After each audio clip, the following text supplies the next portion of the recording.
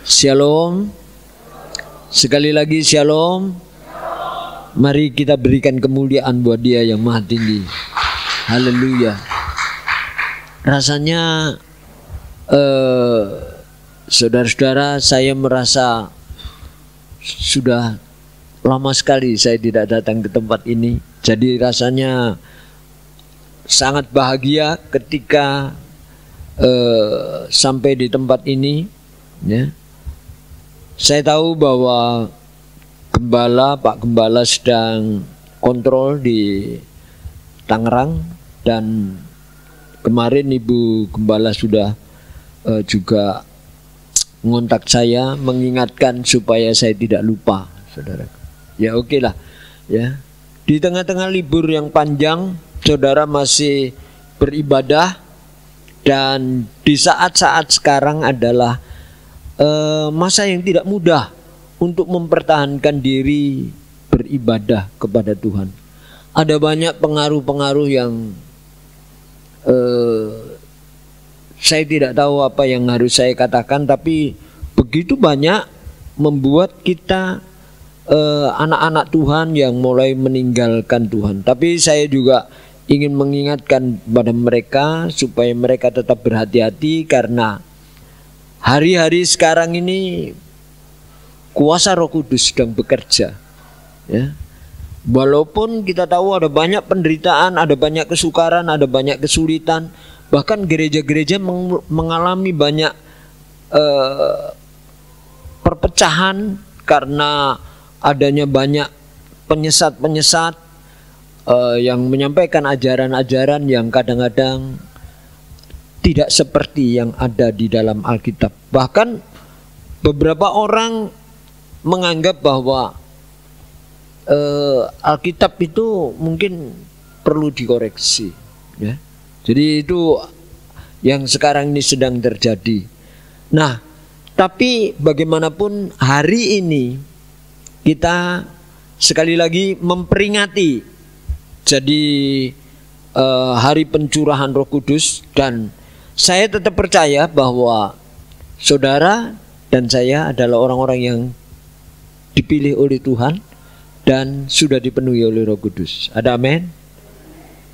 Saudara percaya bahwa Roh Kudus hadir di tempat kita? Amin. Ya. Mungkin banyak teman kita yang tidak bisa hadir, mungkin banyak teman kita yang sudah meninggalkan kita, tapi itulah keadaan di akhir zaman ini, ya.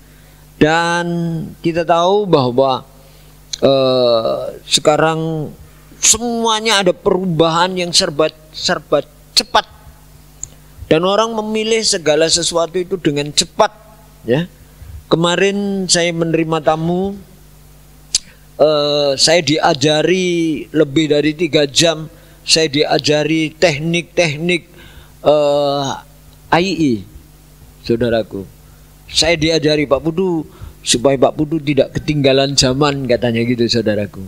Walaupun Pak Putu sudah usianya lanjut, tapi saya lihat Pak Putu masih aktif di medsos, maka diajari untuk apa? AI. Wah, saya belajar, saudaraku, dari seorang yang masih muda. Jadi menurut saya sekarang ini memang anak-anak muda kita itu luar biasa.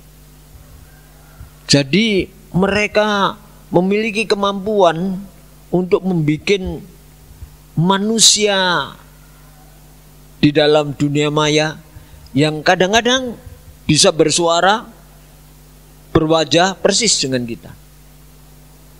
Sementara kita tidak mampu, kita gagap teknologi, ya. Jadi orang-orang yang sudah tua, orang-orang seperti saya dan sebagainya, kadang-kadang untuk mengirimkan PDF saja susah. Padahal sekarang dunia teknologi itu sangat diperlukan di mana-mana. Sampai toko-toko saja sekarang ini, bayangkan, toko setingkat giant bangkrut, toko-toko besar-besar, mall-mall besar bangkrut, kalah dengan online. Jadi semua sekarang ini pesan barang online, ya. Walaupun tidak semua yang datang online itu bagus, saudaraku. Kemarin dulu saya beli Sanyo online. Ternyata ketika dipasang tidak bisa bunyi, saudaraku. Tidak nyala sama sekali. Akhirnya saya beli baru lagi. Saya datang sendiri ke toko, saya coba. Di toko itu saya tes. Oke lah, rugi. Nah, tapi ternyata saudaraku setelah dipasang yang baru, kami pasang yang baru, sambil nganggur kalau saya tidak ada kerjaan, yang tadi tidak bisa dipasang beli online itu saya coba, saya utek-utek sendiri, saya mau belajar sendiri. Masa aku kalah sama anak-anak muda gitu loh, saudara-saudara. Masa wis STW, wis tuwek gitu. Jangan sampai kalah sama anak muda. Tak utek-utek sendiri. Ternyata tak lepas anunya, otomatisnya, tak pasang lagi, tak sambung kabelnya, tak bolak-balik. Ternyata bisa, saudaraku. Ada yang terbalik, saudaraku, pemasangannya. Jadi kalau kita mau belajar, tidak ada yang tidak bisa. Semua bisa, harus belajar. Kali ini dengan belajar kepada Roh Kudus, kita mau mendengar Roh Kudus, mau menurut Roh Kudus. Maka dari itu saya ingin ajak saudara membaca dari Kisah Rasul pasal yang kedua ayat yang keempat. Kisah Rasul pasal yang kedua ayat yang keempat. Ya, kalau sudah ketemu, sudah ditayangkan, oke. Saya jemput saudara bangkit berdiri. Kita membaca bersama-sama dengan sikap yang menghormat kepada Allah yang Maha Tinggi, yang empunya firman ini. 2, 3. Maka penuhlah mereka dengan Roh Kudus, lalu mereka mulai berkata-kata dalam bahasa lain seperti yang diberikan oleh Roh itu kepada mereka untuk mengatakannya. Kavod leha Adonai Elohenu kavod leha. Segala kemuliaan hanya bagi Dia yang Maha Tinggi, kemuliaan hanya bagimu ya Bapa. Amin. Silakan duduk. Kekasih Tuhan, mari kita perhatikan dengan sungguh-sungguh. Pada saat ini bahagian yang pertama, maka. Kalau ada kata maka, itu berarti akibat dari sesuatu. Ada sesuatu yang diperbuat oleh para murid. Ketika itu mereka berkumpul bersama, mereka ada di tempat penginapan itu, tempat di mana mereka sedang berkumpul, lalu mereka di sana melakukan sesuatu.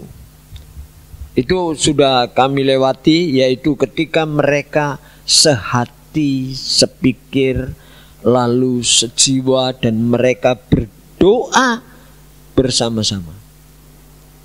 Mereka itu di kisah pasal 1, Kisah Rasul pasal 1, tidak masuk di sini, tidak di outline saya, cuma saya singgung sedikit ya. Di kisah pasal 1 itu, saudaraku, ditunjukkan bahwa betapa mereka, para murid dan ibu dari Tuhan Yesus dan saudara-saudara dari Tuhan Yesus itu duduk berdoa ya. Di Kisah Rasul 1 ayat 14 saya baca untuk saudara sebentar ya. Mereka semua bertekun dengan sehati dalam doa bersama-sama dengan beberapa di sini perempuan serta Maria ibu Yesus dan dengan saudara-saudara Yesus. Perhatikan, jadi saudara-saudara Yesus itu artinya setelah Maria melahirkan Yesus, kemudian bersama dengan lalu Maria melahirkan orang-orang yang lain, ya, yaitu termasuk Yakobus, saudaraku, ya, di mana mereka dari suami yang bernama Yusuf, ya. Jadi di sini kita bisa melihat akibat dari doa bersama-sama, akibat dari bersatu, berkumpul, maka di situ dikatakan penuhlah mereka dengan Roh Kudus. Maka ada kata maka. Jadi maka itu akibat dari sebuah perbuatan, akibat dari suatu kejadian, maka terjadilah itu. Nah, kata penuh Roh Kudus itu sendiri tolong ditayangkan di bagian pertama. Penuh Roh Kudus itu ditulis dengan kata pitu parakletos, yang berarti mereka itu dimasuki, mereka itu dipimpin. Jadi Roh Kudus itu menyatu dengan diri mereka, ya. Ada kata lain yang dalam bahasa Greka itu ditulis dengan kata pleo, itu mendekati sebetulnya. Jadi Roh Kudus itu mendekati mereka. Lalu bisa juga ada kata lain di dalam bahasa Grekanya itu ditulis dengan pimplemi, itu rohnya menyatu dengan kita. Masuk antara roh kita dengan rohnya Tuhan, Roh Kudus itu menyatu. Jadi datang. Itu yang dinamakan, seringkali saya katakan induo. Induo itu ini itu satu, dua. Duo itu dua yang menjadi satu. Rohnya Tuhan dengan rohnya kita. Itu menyatu. Makanya orang Kristen itu, anak-anak Tuhan itu seringkali diperingatkan, hati-hati. Kalau anak kita misalnya nakal gitu, ya jangan diomongin anak nakal gitu. Kita ngomongnya harus ngomong-ngomong yang positif, jangan ngomong-ngomong yang negatif. Jangan ngomong-ngomong soal-soal yang mengutuki, tapi ngomong yang memberkati. Jadi itu lidahnya orang Kristen itu ada firman-Nya. Karena apa? Di dalam diri anak Tuhan ada Roh Kudus. Ada amin? Amin, ya. Ada Roh Kudus. Oleh karena itu penuh kuasa, saudara. Jadi kalau kita ada Roh Kudus, Tuhan itu menyatu dengan kita, saudara. Saya pernah bersaksi berkali-kali, saya mungkin menyaksikan itu, tidak tahu saudara bosan atau tidak mendengarnya, terserah. Karena ada sebagian dari saudara yang mungkin sudah mendengar khotbah-khotbah saya di YouTube, ya. Karena saya sering kali hampir 2 Kamis sekali saya khotbah di YouTube melalui PD Immanuel Doa Pagi, ya. Itu saya selalu 2 minggu sekali mereka tayangkan di YouTube mereka, jadi tinggal buka aja saudaraku. Nah, saya sering kali mengatakan ketika satu ketika jadi saya pergi ke Israel. Saya pergi ke Israel, saya terus terang aja pada saat saya pergi ke Israel itu saya masih termasuk pendeta yang prasejahtera. Jadi rupanya pendeta ada kelas-kelasnya. Kelas yang sudah sejahtera, ada yang prasejahtera gitu saudaraku. Tapi puji Tuhan, ya. Walaupun begitu, karena saya dulu mungkin Ibu Gembala, Pak Gembala saudara tahu, saya dulu kan juga sempat menjadi anggota MPL, ya, di Sinode GBI. Nah, satu ketika saya diundang khotbah di Gracia Hall di Jakarta. Nah, lalu ada seorang dari Singapura, saya dulunya nggak tahu namanya Mr. Lok. Dia merasa diberkati oleh khotbah saya itu, khotbah yang saya sampaikan itu, saudaraku. Nah, lalu dia ingin memberkati saya. Tapi karena pada waktu biasa kalau sudah diundang begitu, habis diundang kan selesai ibadah, tidak semua jemaat bisa ketemu karena di Gracia Hall itu penuh banyak saudaraku, lebih gede dari tempat ini. Sehingga orang hirup pikuk langsung saya dibawa oleh panitia, diajak makan, dan makannya bukan di itu bukan gereja saudaraku, karena itu gedung, lalu diajak makan ke restoran. Jadi tidak sempat ketemu dengan saya. Lalu dia bertanya-tanya kepada orang-orang, Pak Putu itu di mana alamat? Nggak ada yang tahu saudaraku. Memang waktu itu belum terkenal banget gitu saudaraku ya. Jadi orang belum banyak yang tahu nomor telepon saya gitu saudara. Nah, akhirnya ketemulah dia dengan Pak Jinarko Andrew. Namanya itu hamba Tuhan yang dulu dari Surabaya, lalu pelayanan di Jakarta. Ketemu dengan Pak Jinarko Andrew. Lalu dia bertanya kepada Pak Jinarko itu, Pak Pendeta Jinarko, Pak, pernah kenal dengan Pak Pendeta Putu ini? Katanya dari Surabaya gitu. Oh, kenal, Pak Jinarko bilang gitu. Terus saya itu merasa diberkati oleh khotbah beliau, lalu saya kepingin memberkati beliau. Nah, Pak Jinarko itu ya namanya orang Surabaya ya, kadang-kadang suka bergurau saudara. Lalu dia tanya, kamu memberkati apa sama Pak Putu? Apa ya? Mau tak kirim uang gitu. Terus dia tanya begini, uangmu memang berapa? Kalau kamu kirim uang, kamu tahu nggak? Pendeta Putu itu pendeta yang rodok sampel. Gitu saudara. Lu kenapa? Oh, gak doyan duit wong iku, katanya gitu saudara-saudara.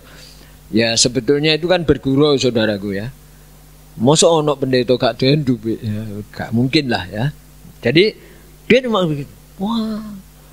Terus kamu kirim apa? Mau tak kirim ya apa? Dikirim souvenir, Pak. Apa enaknya? Pak Jinarko masih sudahlah. Belum tentu dia mau, belum tentu cocok kamu kirim pakaian. Orang itu sudah gak butuh pakaian kok, katanya gitu sudah. Akhirnya apa Pak Jinarko? Sudah. Pak Jinarko sekarang yang memilihkan. Paling gampang kamu sponsori dia pergi ke Israel. Waduh. Betul saudaraku. Saya ditelepon oleh dia karena sebelum itu saya udah dijanji oleh orang-orang mau pergi ke Israel. Jadi ketika dulu saya ngantor di minta maaf gereja besar di Surabaya, itu gereja terbesar di se-Asia Tenggara, saya dulu juga disuruh ngantor di situ. Kadang-kadang saya duduk ngantor itu. Nah, pendeta-pendeta itu selalu sering tanya pada saya, Pak Putu sudah pergi ke Israel? Nah, saya ngomong belum. Loh, kenapa kok belum? Ya kan saya jujur saudaraku.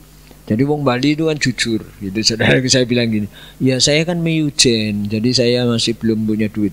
Wah, pendeta kok imane meyujen, katanya begitu. Tambah diseneni saudara-saudaraku ya. Jadi gak enak dari pendeta itu saudaraku. Jujur salah, gak jujur ya salah. Nah itu. Nah akhirnya saudaraku dijanjiin, udah nanti tak sponsori Pak. Bulan depan ini mari sponsori Pak Alex sama Pak Yusak. Nanti you tak sponsori. Wah, saya ngomong sama Bu Putu. Ini ada orangnya Bu Putu ya. Saya ngomong sama jemaat. Wah, jemaat tepuk tangan saudaraku. Gembala ini mau pergi ke Israel, senang saudara. Tapi tak tunggu sebulan, 2 bulan, 3 bulan, janji tinggal janji, ke Israel hanya mimpi, saudara-saudara ya. Jadi saudara tahu, kenapa begitu? Ya karena itu janji manusia. Janji manusia. Terus ketemu lagi teman saya, ini friend pokoknya, plek dulu itu. Sebelum dia ului, itu habis 2 pagi gitu, takjak mangan soto, saudara. Karena saat itu saya saudagar minyak, jadi rodok duwe. Gitu. Takjak mangan soto di di gotong royong sana, saudaraku ya. Waduh, saya separuh mangkok, dewe entek ro mangkok, saudaraku. Aku sing traktir dak entek akeh. No problem. Terus ceritanya dia enggak tahu bagaimana dia tiba-tiba pada saat itu terjadi punya sugih, punya galangan kapal. Waduh. Terus dia bilang, kamu tuh udah ke Israel? Oh turun. Nanti kalau bawa pulang dari bawa WCA dari Meko tak sponsori. Oke, ngomong meneh aku mbek bojoku. Ngomong meneh mbek jemaat surak-surak meneh keplok tangan saudaraku. Waduh, tak enteni ya. Sak bulan, 2 bulan, 3 bulan, 6 bulan gak jebus saudaraku. Janji tinggal janji, ke Israel hanya mimpi. 6 tahun kemudian saya udah lupa. Wis gak mikir ke Israel saudara.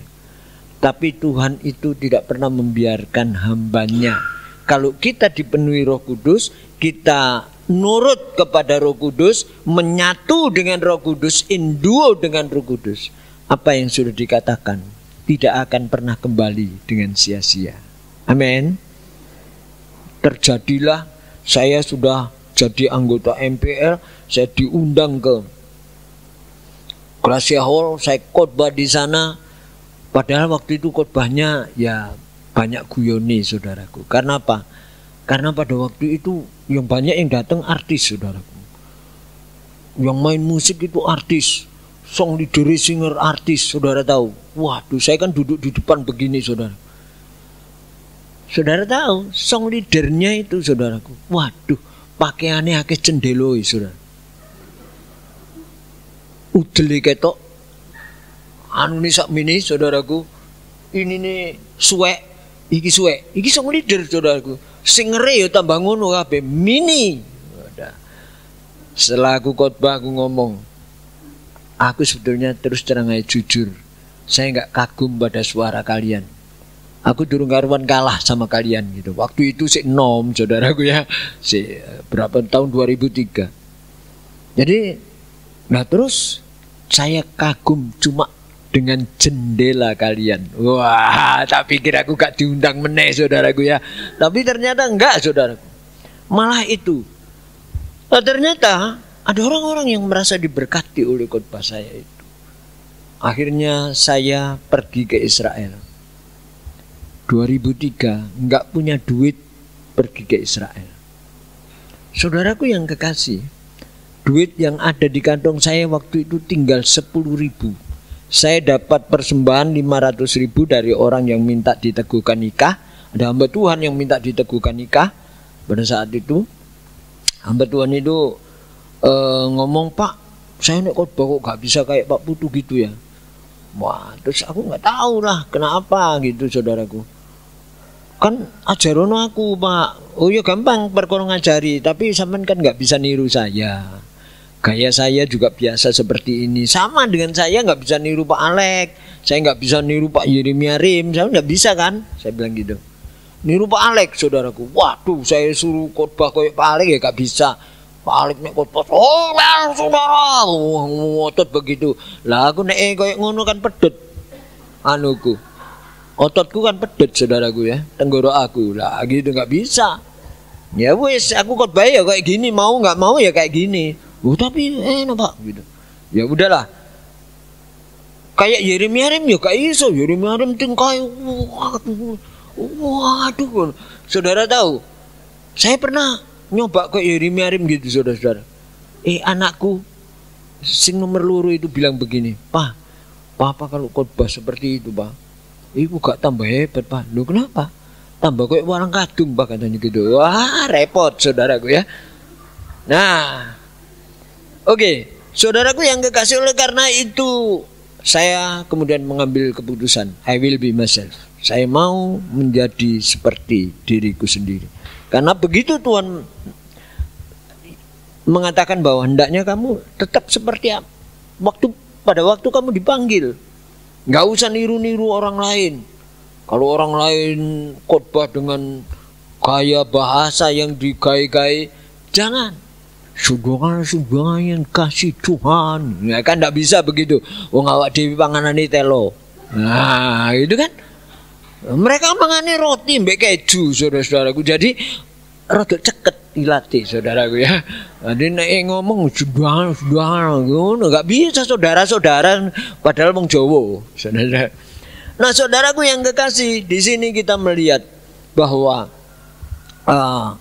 penuh Roh Kudus itu bukan masalah dinilai dari bahasa. Saya pergi ke Israel, saya diberkati, dan karena kedekatan dengan Tuhan, enduo tadi, kalau Tuhan ada di dalam hati kita, maka di dalam Yohanes pasal 15 ayat 7, jikalau kamu tinggal di dalam aku dan firman-Ku tinggal di dalam kamu, maka mintalah apa saja kamu akan menerimanya. Saudaraku yang kekasih, nggak susah kok. Nggak susah kalau kita minta sama Tuhan. Mungkin saudara nggak percaya. Saya sampai waktu di Radio Sangkakala kemarin, saya diteleponi orang, Pak, kok saya nggak bisa seperti Pak Putu loh. Masalahnya doa nih, kedekatan nih dengan Tuhan itu loh. Yang penting bagaimana kita iso sama Tuhan itu sama iso plek gitu loh, melekat sama Tuhan itu. Saudaraku yang kekasih, enduo itu penting. Dua menjadi satu, rohnya Tuhan dengan roh kita itu dipenuhi Roh Kudus itu.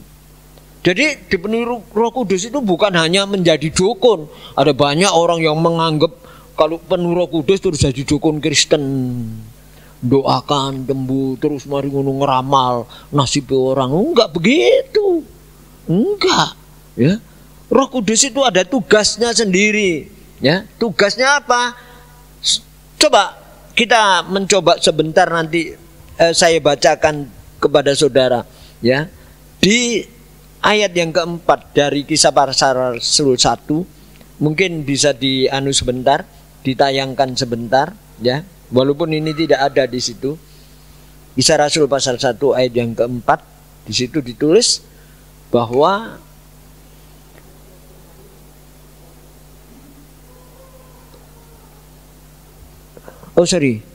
Kisah Rasul pasal 1 ayat 8. Maaf. Kisah Rasul 1 ayat 8. Salah ngomong. Ayat 8. Tetapi kamu akan menerima kuasa kalau Roh Kudus turun ke atas kamu, dan kamu akan menjadi apa? Saksiku. Jadi saudaraku yang kekasih, Roh Kudus itu diberikan kepada kita supaya kita menerima kuasa untuk menjadi saksiku. Salah satu, saudaraku yang kekasih, Bu Budu ini, jadi saya nggak ngerasa nih, ini ada orangnya, Bu Budu ikut kali ini. Saudaraku yang kekasih, itu dulu kan dari Banten, dari Serang. Dia dulu bukan anak Tuhan. Sampai aku sudah punya anak 2 itu angel, saudara. Nggak mau. Saya sudah pergi pelayanan ke Banyuwangi, saudaraku. Pertama kali saya khotbah di Desa Ngenteng, Banyuwangi. Dia disuruh mimpin pujian. Duh, nggak mau dia. Oh, saya ini masih muslim. Coba sing lanang khotbah, bojone cik muslim ya, saudara. Ya. Tapi kita terus bersaksi, terus menceritakan Yesus. Jadi bukan terus ditumpangi tangan begitu, enggak, saudara. Nah, ditumpangi tangan, saudaraku, dek kaget. Waduh, ketika turu tumpangi tangan katanya begini, nek turu tumpangi tangan supaya dek nanti Roh Kudus. Nah, nek kaget terus dek, wah aku disirat. Plak, ngono kan repot, saudara-saudaraku ya. Nah, itu. Jadi saudaraku yang kekasih, oleh karena itu kita harus tahu Roh Kudus itu bukan main-main. Dia memberikan kuasa kepada kita untuk bersaksi, untuk menyampaikan bahwa di bawah kolong langit, di atas muka bumi, tidak ada satu nama yang membuat orang bisa selamat kecuali nama Yesus. Itu. Jadi bersaksi itu bukan sekedar kita diberkati, bukan hanya itu, bukan sekedar menerima, tapi bagaimana mengatakan kepada orang lain yang belum terima Yesus, yang belum kenal Yesus, bahwa Yesus adalah jalan dan kebenaran dan hidup. Tidak seorang pun sampai di hadapan Bapa kalau tidak melalui Yesus. Itu salah satu kuasa yang harus kita. Memang kita diberi kuasa yang lain, berdoa untuk orang lain sembuh dan lain sebagainya. Bisa, ya. Saya bersaksi beberapa kali bagaimana gereja kami berdiri, ya. Itu bukan karena saya punya duit banyak, enggak. Saya dulu prasejahtera juga, sama. Tapi saudaraku yang kekasih, karena ada kuasa tadi, Tuhan itu pakai cara mengirimkan orang gila kepada saya. Bayangkan, wong sampel saudaraku, diikat kaki dan tangannya, tapi anaknya bose cengkeh. Wah, bapak bos cengkeh, anaknya sampel. Nah, gitu saudara. Waduh, ketika saya dijemput malam-malam, pada saat itu saya sering puasa, kalau Rebo doa malam di rumah saya, saudaraku bikin persekutuan, belum ada gereja waktu itu. Lalu kalau Kamis saya ikut doa puasa. Di rumah ada doa puasa. Kamis malam doa malam di Betani. Pokoknya aktif aku, doa mendekatkan diri kepada Tuhan. Kental, dekat. Setelah itu saudara pulang dari Betani waktu itu, waduh, belum makan, belum apa, belum buka saudaraku. Jadi mulai Rebo itu sik luwe ngono. Karena memang bukan hanya karena waktu itu nek terima makanan gitu, saya sampai mungkin kurus gitu ya. Sampai saya cik guru. Nah, itu saudaraku, itu orang-orang Betani mungkin sakno gitu saudaraku. Banyak yang ngasih makan aku. Wah, bendahara Betani, wah tidak mau dibeli nasi babi atau dibeli nasi ini kan empal gitu, saudara tahu. Tak bawa pulang waktu itu saudaraku. Nah, istri saya udah tidur. Biasanya saya pikir, oh tak makan sama istri saya. Jadi belum sempat makan. Ada orang gedor pintu. Wah, singkat kata saya diajak oleh seorang satpam untuk berdoa bagi anak ibu sih. Di mobil itu cerita pada saya, adik sing sakit itu. Pak, tadi hamba-hamba Tuhan besar-besar pada datang. Waduh, dilawan sama kakak saya, dibanting Pak. Saya pikir hamba Tuhan gede-gede dibanting. Oh meneh aku hamba Tuhan cilik ini, dicekal, dikeplek ini gepeng aku saudara-saudara. Ah gitu saudara-saudara. Nah, tapi saya datang dengan Tuhan, merasa ada enduo, merasa ada Allah. Saudara. Ketika saya dibukakan pintu, semula saya datang di depan, di jalan begitu, papa dan mama orang itu ketemu dengan saya, cerita. Saya tidak tahu saudaraku dari mana asalnya, tapi itulah Roh Kudus. Saya ngomong kepada beliau, Pak, kalau Bapak mau anaknya sembuh, Bapak harus punya kasih. Dan ternyata baru saya tahu. Kemudian mereka berdua nangis, suami istri nangis, merangkul kaki saya. Goyang-goyang robo aku nek ngene carane saudara. Iso tiba aku saudara. Wonge gede gitu saudara. Tempal gitu saudara. Tahu enggak saudaraku? Ketika itu ternyata mereka berdua 8 tahun tidak ngomong. Suami istri. Satu rumah tapi 8 tahun tidak bicara.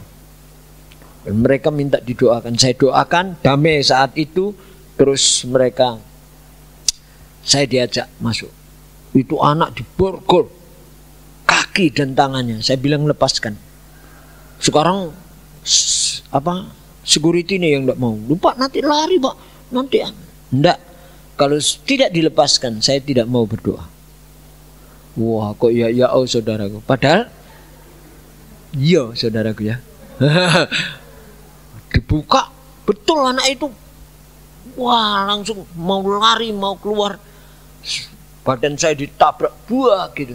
Saya pikir saya sing mental saudara. Tapi ternyata tidak. Disitulah Roh Kudus itu. Kalau saudara percaya, itulah kuasa Roh Kudus. Justru anak itu yang kemudian terpelanting jatuh sampai 15 menit tidak sadarkan diri. Saudaraku, wah, apa saya terus wah ini kuasa Roh Kudus? Enggak, tambah wedi aku saudara. Kenapa? Anak wong soge. Nek wong sugih semaput, ya nek sadar nek terus mati, apa gak dituntut aku, Saudara? Tapi puji Tuhan, saya bilang, aku ngomong sama Tuhan, Tuhan, kok kamu bikin persoalan sih? Nah ini aku di penjara ya, oh pergi ya. Tapi Tuhan itu luar biasa. Akhirnya sadar anak itu dan langsung bilang, Papa gitu. Besoknya, terus saudara tahu enggak? Waktu itu saya mau dikasih, wah enggak tahu, disediani amplop, sudah sedia. Amplopnya tebeli segini, saudara. Tebeli segini. Berarti duit akeh kan, saudara-saudaraku. Waduh, saya bilang begini, saudara. Pokoknya PD iki pendeta iku, makanya Pak Jinarko ngomong bahwa Pak Budi iku pendeta sampel. Nah itu, saudara. Saya bilang nehi. Wah, dikai duit kandel ini nehi. Loh, ini memang sudah kami sediakan untuk Bapak. Saya bilang saya bukan dukun. Saya tidak mau terima itu. Pada akhirnya saudaraku yang kekasih, apa yang terjadi? Apa yang harus saya lakukan? Saya bilang baptis. Anakmu baptis. Akhirnya dibaptis.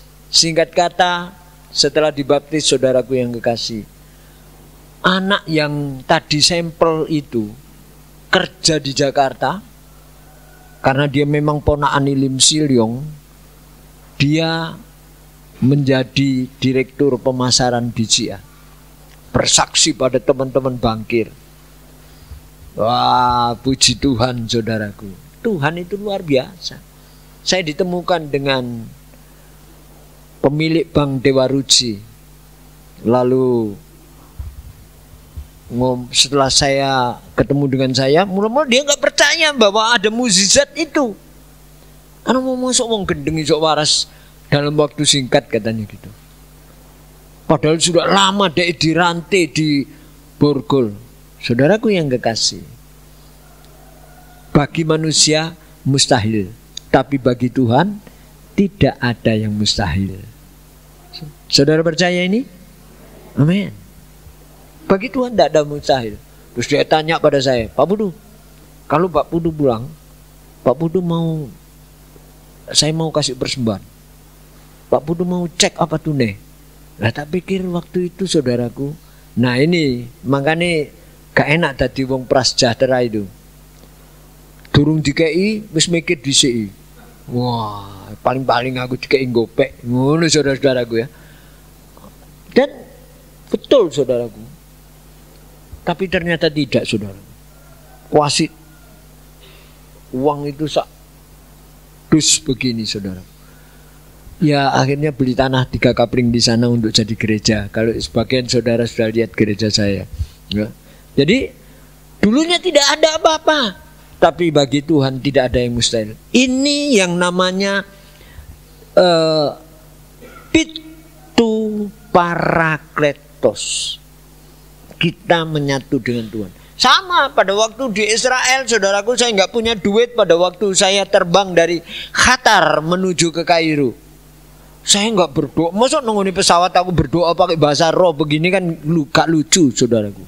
Ya, saya ngomong aja sama Tuhan. Tuhan, jarak kita kan deket. Kan aku nunggu pesawat, saudaraku. Jadi jaraknya deket begitu maksudku. Nah, sekarang ini aku kan pengen nabur di Yerusalem. Nanti di Yerusalem aku kepingin memberkati Yerusalem. Tapi aku nggak punya benih untuk dibuat nabur. Apa yang terjadi? Saya klaim firman-Nya, Tuhan akan sediakan. Ya. Nah, oleh karena itu saudaraku yang kekasih, mari.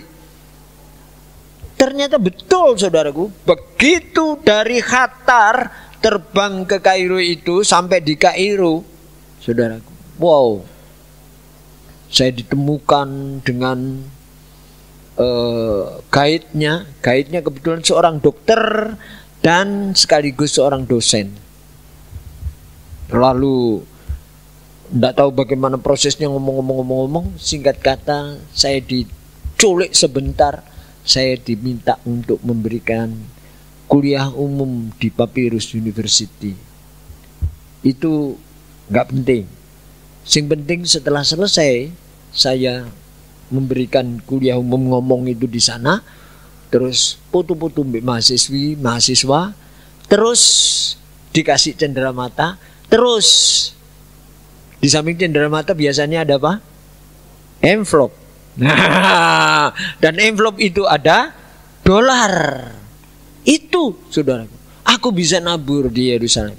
Nah, jadi sekali lagi, Pitu Parakletos itu bukan sekedar kita jadi dukun, tapi betul-betul kuasa Allah untuk bersaksi dimanapun. Bagian yang kedua, mari saudara perhatikan, setelah kita dipenuhi Roh Kudus, maka mereka mulai berkata-kata dalam bahasa lain. Perhatikan, ini bukan glosolalia, bukan bahasa lain. Saudara boleh tanya kepada gembala saudara, pasti gembala saudara lebih bisa dari saya karena beliau dosen dulunya, ya. Ditulis dengan kata heteos. Kata heteos itu bahasa asing yang digunakan sehari-hari oleh orang-orang lain. Nah, kenapa seperti itu, saudaraku? Karena pada saat itu berkumpul, ya, berkumpul, ya. Jadi ada orang-orang yang dari orang-orang Yahudi dari tempat lain, orang-orang Yahudi yang dari negeri-negeri lain yang disebut dengan diaspora, ya, Yahudi diaspora, ya. Ayat yang kelima saya baca untuk saudara dari Kisah Rasul pasal 2 ayat yang kelima. Waktu itu di Yerusalem diam orang-orang Yahudi yang saleh dari segala bangsa. Artinya orang-orang Yahudi yang dulunya dibuang itu pada pulang lalu mendengar, kan mereka masih pakai bahasa dari tempat pembuangan mereka. Jadi saudaraku, ada orang-orang Yahudi yang diaspora itu, ya, mereka tersebar ke seluruh dunia di bawah kolong langit. Lalu mereka kembali ke Yerusalem pada saat hari pencurahan Roh Kudus itu.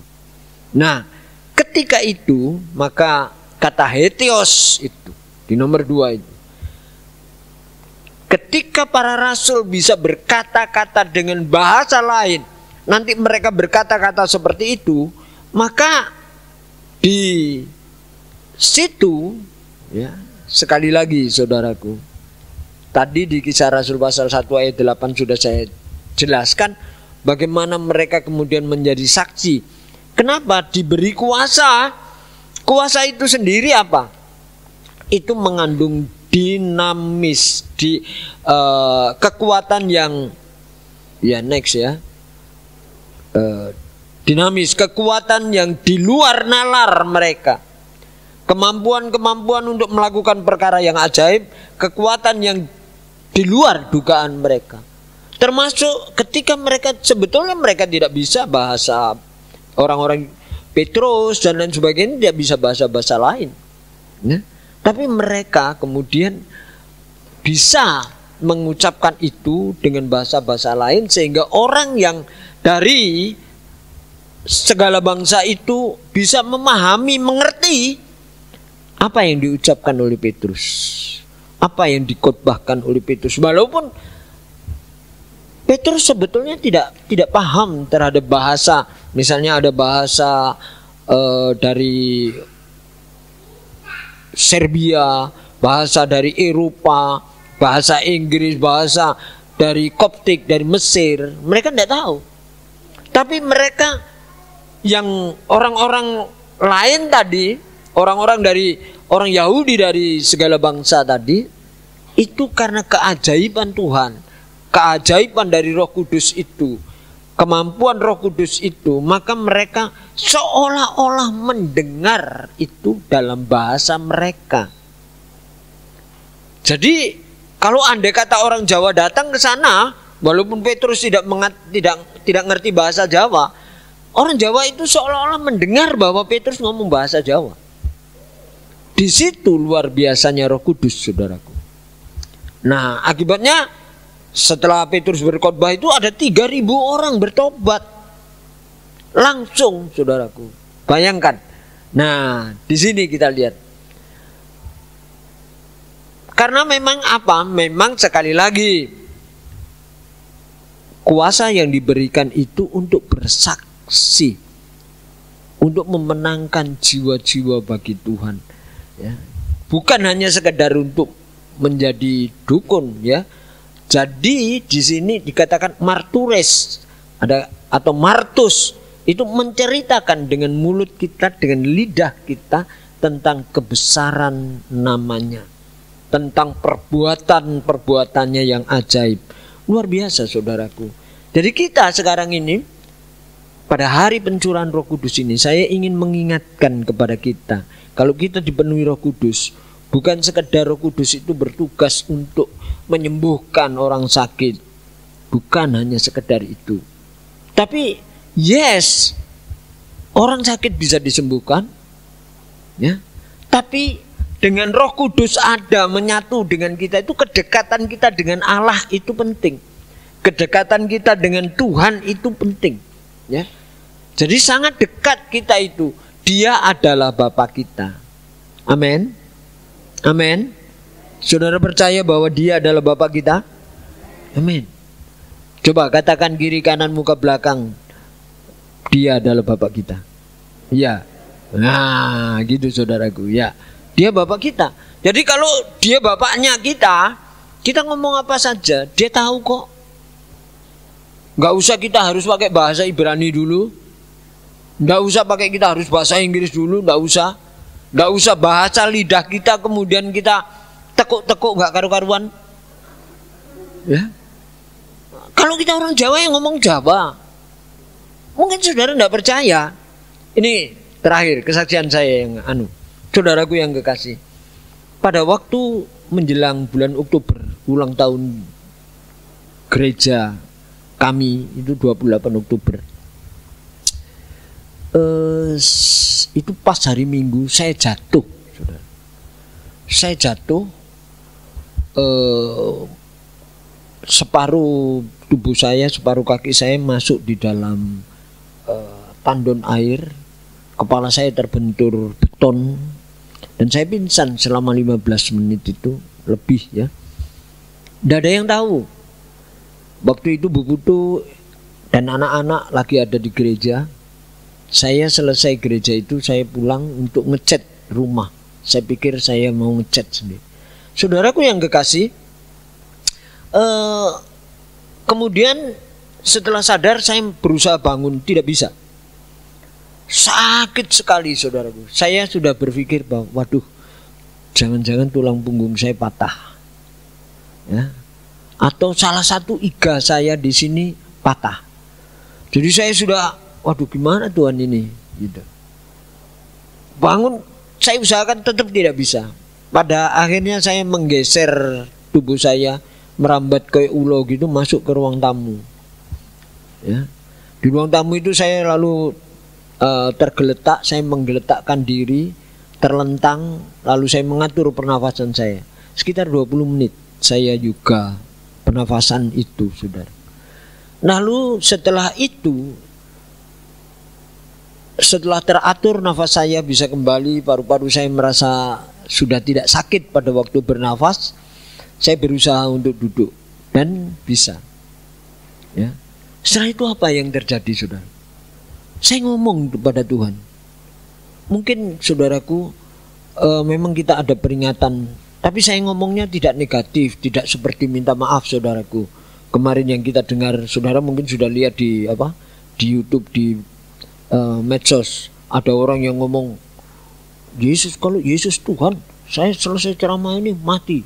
Ternyata mati beneran, saudaraku, ya. Loh, ini betul, ini betulan, saudaraku.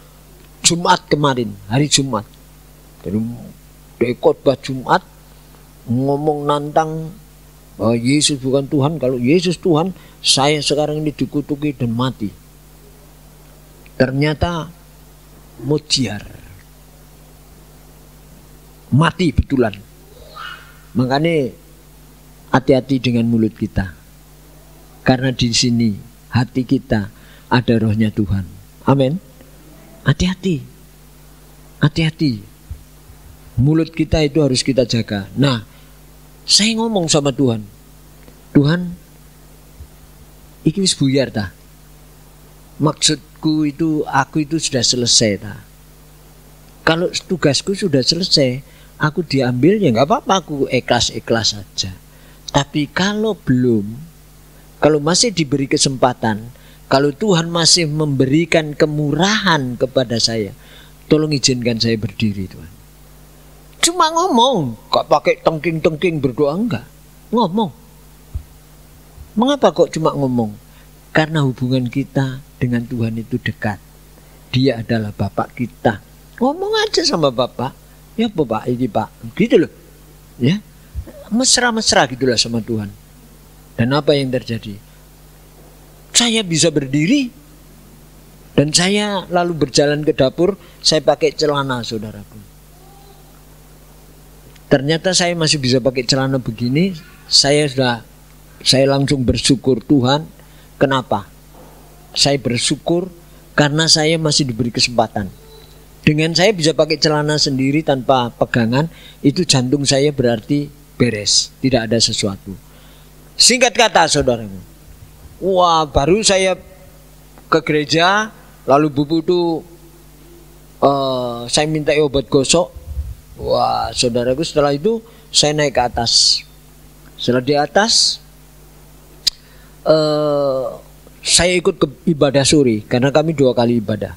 Ibadah sore saya doa dulu di mimbar. Saya biasa kalau sebelum ibadah saya berdoa di altar. Sebelum jemaat datang saya berdoa di altar. Ya, saya berdoa. Nah, anak saya yang perempuan itu yang namanya Prabadini itu datang, saudara. Lalu di pintu sana gitu, saudara, sambil gitu mengkerik begini, saudaraku. Anakku itu wedok, tapi rodok kereng, saudaraku. Ya wis. Setelah saya selesai doa, saya turun, terus dia bilang, gimana? Apa nih sih gimana? Katanya jatuh, gitu. Ngomongnya rodok, gitu. Aku bilang enggak, siapa sih bilang jatuh? Wah, ngapusi lagi, pendeta kok. Nah gitu, saudaraku.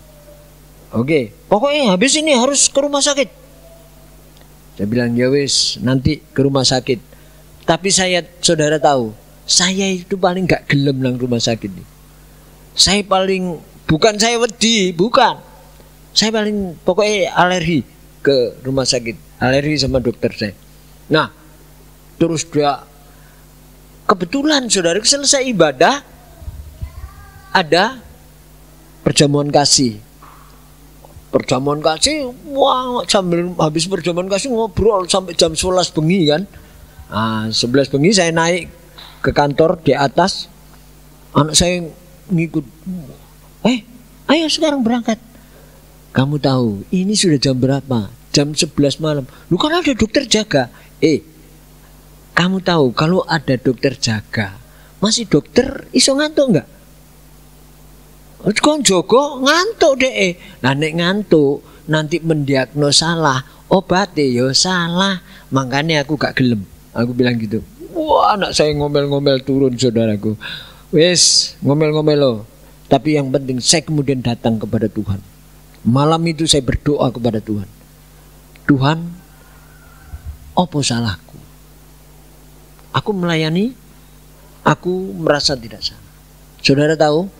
Supaya saudara tahu bahwa terutama hamba-hamba Tuhan ini, supaya ini dicatat. Hati-hati hamba-hamba Tuhan. Lalu Tuhan itu dengan santainya ngomong, lihatlah firmanku. Bisa dibukakan Keluaran pasal 12 ayat 16. Ya, bisa dibukakan biar kita semua tahu. Ini saksian terakhir aja.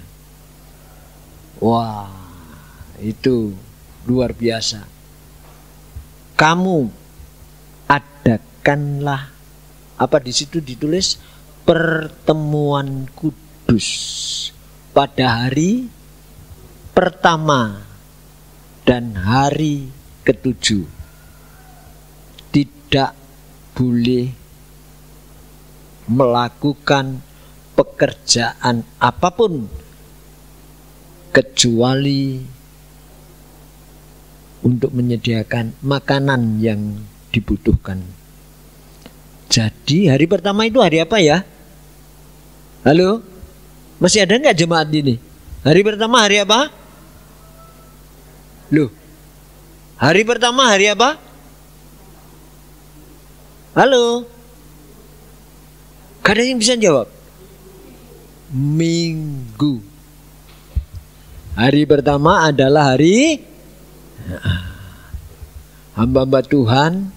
Hari Minggu ojo keleleran nang dindi. Hari Minggu hanya untuk melayani Tuhan. Ojo nyambut gawe liyane. Saya diingatkan Tuhan dan hampir nyawa saya, saudaraku. Jadi hari ketujuh adalah hari Sabtu, hari Sabat. Oleh karena itu saudaraku yang kekasih, mari menyatulah dengan Tuhan. Bukalah hatimu karena Roh Kudus hadir di tempat ini. Amin. Amin.